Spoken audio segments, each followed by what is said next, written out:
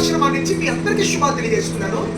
నిడమర్రు మండలం అడవికొలను వాస్తవ్యులు ఎర్రా మంజులు గారి యొక్క జ్ఞాపకార్థం సందర్భంగా వారి కుమారులు ఎర్రా సుబ్బారావు గారి యొక్క సహాయ సహకారాలతో ఆనంద వృద్ధులాశ్రమంలో ఉన్న వారందరికీ వారి తండ్రి గారి జ్ఞాపకార్థంగా సమృద్ధైన ఆహారం అందించారు.